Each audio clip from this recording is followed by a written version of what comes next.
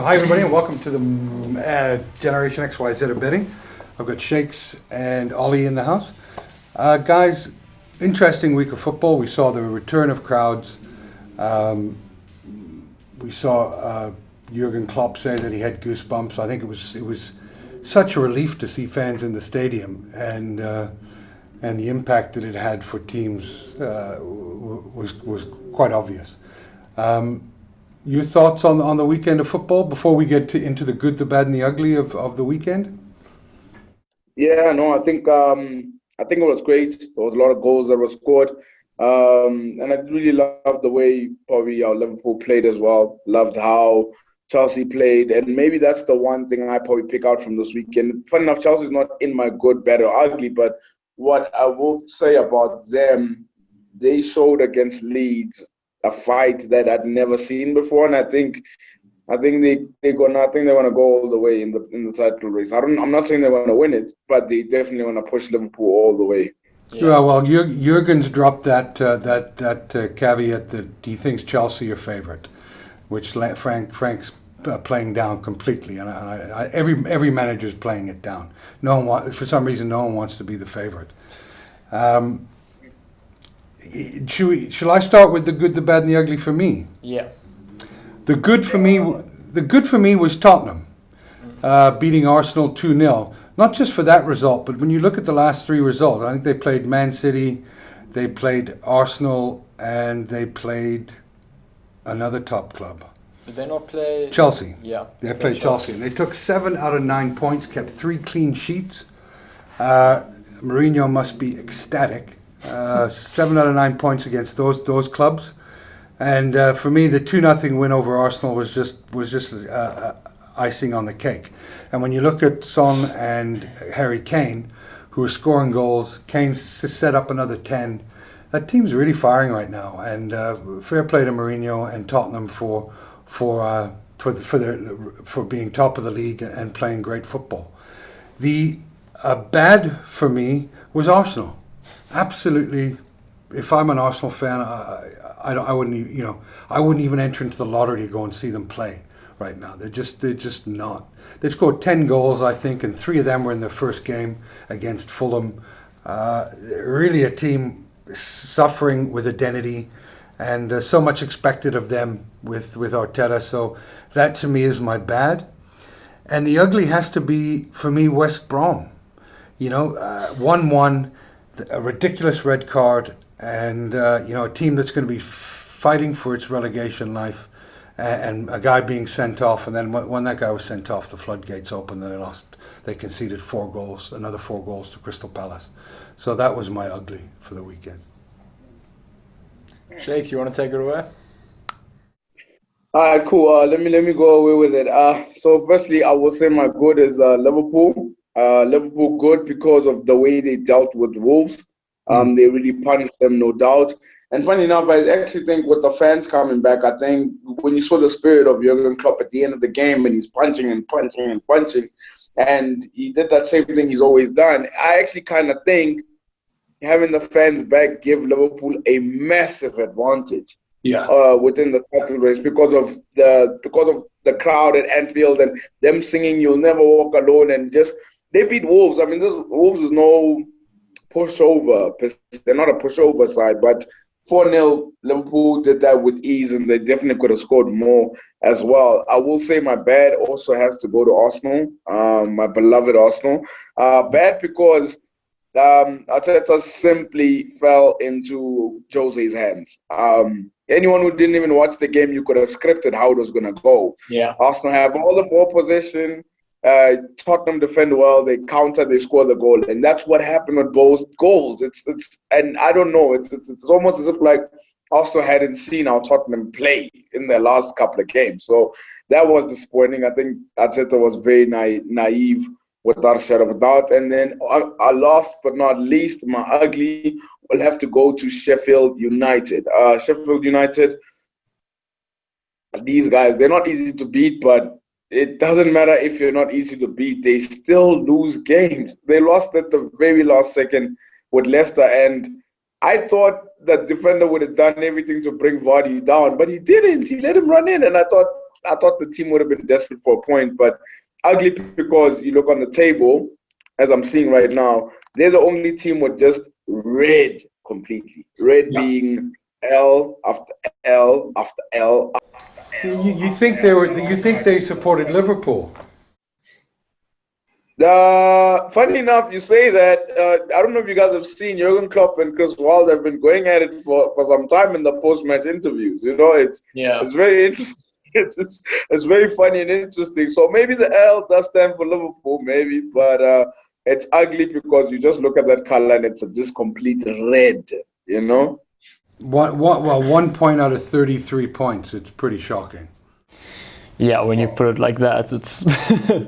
I think for me, my good's also going to come in the Tottenham game, but not just Tottenham, very specifically Son Heung-min again. I thought that could, for me, potentially be one of the goals of the season so far. Rob Holding, as my mate said, essentially showed him the goal on the inside, but to still, you take a crack at pace from that distance, you back yourself against the goalie and you net it like that. It was just a brilliant strike. And just, from a fan's perspective, just great to watch, an awesome goal.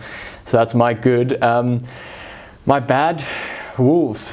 4-0. I mean, Liverpool are a great side without a doubt, but I think a disappointing thing is Wolves just are not a very good side, you know? And Shakes, you said last weekend, as much as Arsenal have been neither here nor there, Wolves also haven't really been here nor there. And I think for some reason we all keep feeling like they're actually a little bit better than they are. But if you look at their results, they've been poor, you know, and to get whacked 4-0, that's not a good showing.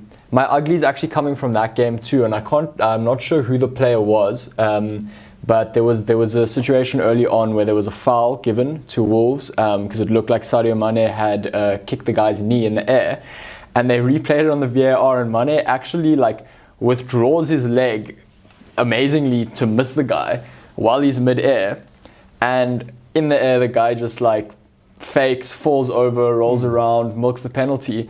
And the ugly for me was that there was a penalty reversal, but that guy should have been yellow carded. What does that say to the game of football where that you're milking a penalty to the extent where the person doesn't even touch you, the person actively makes an effort to not touch you and succeeds, and you're rolling around waiting for the penalty? I think it's just disappointing. You know what actually makes that incident uglier is the fact that it's the Wolves captain, Conor Cody, with the and the captain you can't be doing that. You're so right, because in the replays you could see Mane actually moves his leg out the way and doesn't even touch him at all, and he milks the whole situation. And luckily, I guess VAR gets some things right? Well, I think that you know, this trend's been going on for a while. I mean, remember David Ginola? I mean, the dive master from Tottenham. I mean, God, that guy could outdive Greg Louganis.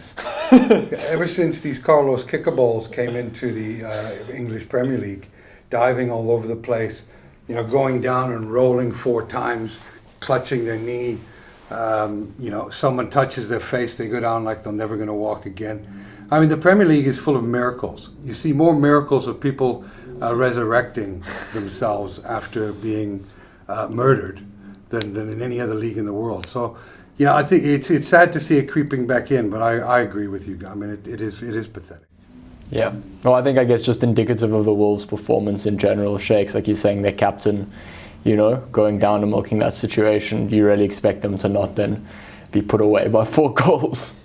Well, you know, I think the instructions coming from the managers that, you know, if you feel any touch or anything like that, go down, because the penalties, they're giving a lot of penalties this year.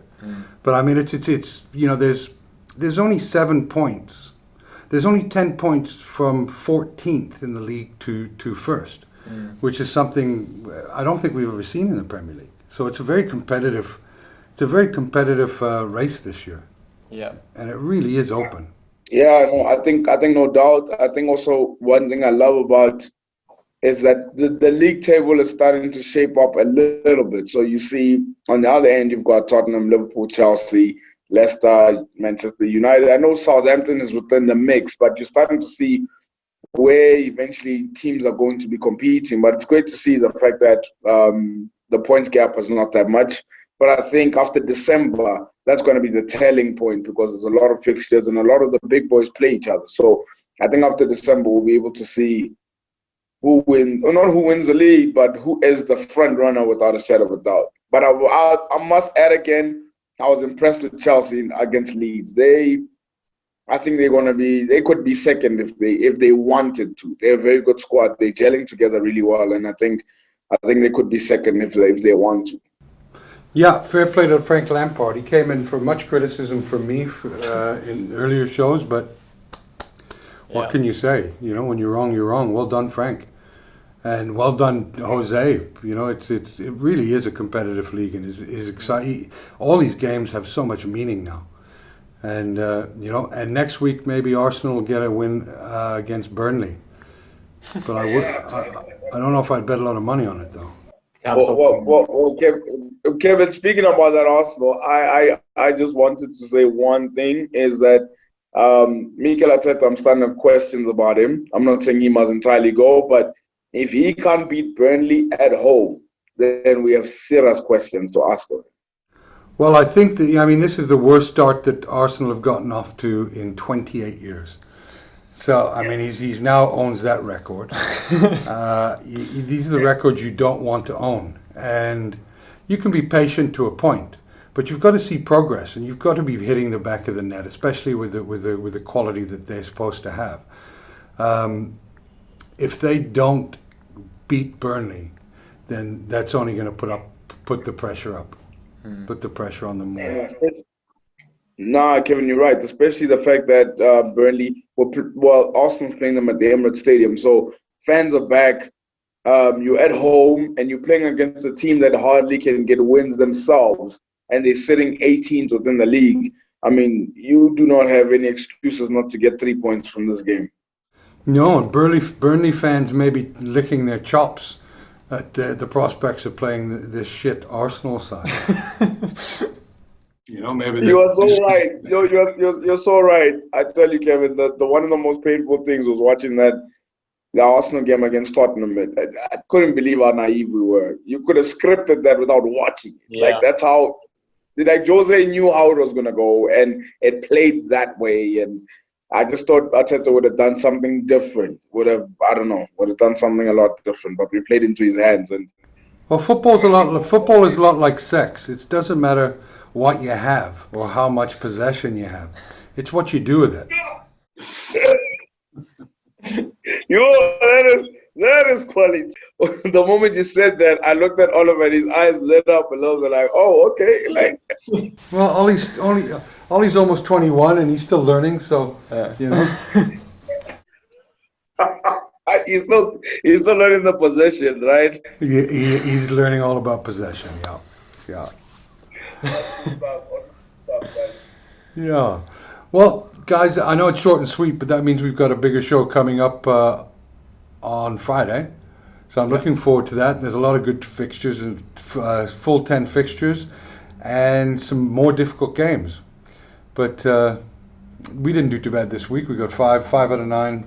Shakes 5 out of 9. Ollie, well done for being 6 out of 9.